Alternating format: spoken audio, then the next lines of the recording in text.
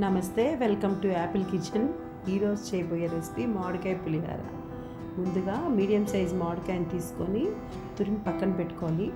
అలాగే చిన్నవిగా ఒక 2 క్యారెట్లను కూడా తురిమి పక్కన పెట్టుకోవాలి.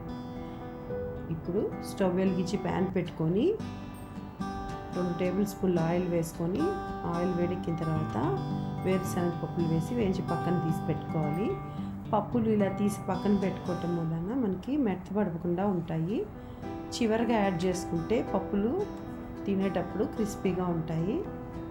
ఇప్పుడు తురిమిన అల్లాన్ని వేసుకోవాలి.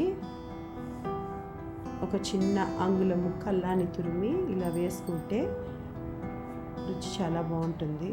అలాగే ఇప్పుడు ఆవాలు, పచ్చెనపప్పు, మినపప్పు, జీలకర్ర వేసుకోవాలి. అలాగే ఇప్పుడు కొద్దిగా ఇంగువను కూడా వేసుకోవాలి.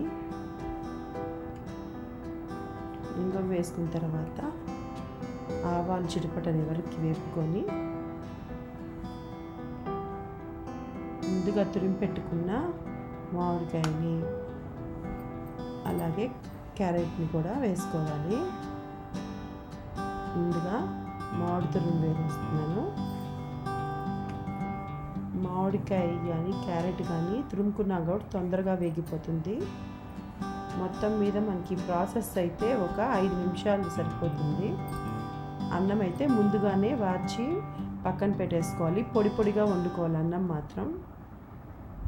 ఇప్పుడు కొద్దిగా కరివేపాకు రెబ్బలను వేసుకొని ఒకసారి ఇలా తిప్పుకున్న తర్వాత రుచికి సరిపడా ఉప్పుని వేసుకోవాలి. అలాగే 1/2 టీ స్పూన్ పసుపుని కూడా వేసుకోవాలి. పసుపు వేసుకున్న తర్వాత మొత్తాన్ని బాగా మిక్స్ చేసుకొని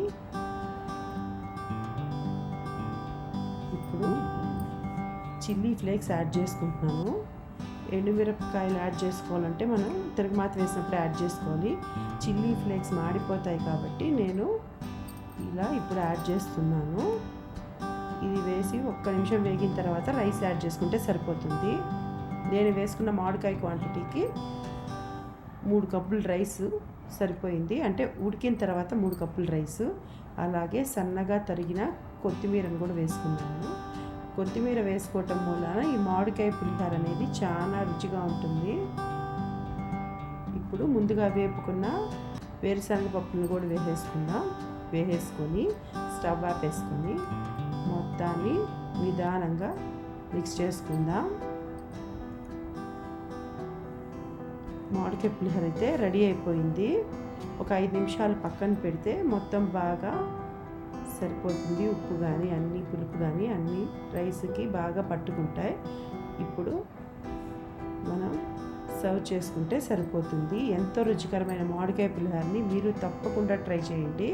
ట్రై చేసి మీకు ఎలా వచ్చిందో నాకు కామెంట్ చేయండి, లైక్ చేయండి, షేర్ చేయండి. నచ్చితే సబ్స్క్రైబ్ చేసుకోండి. Thank you for watching.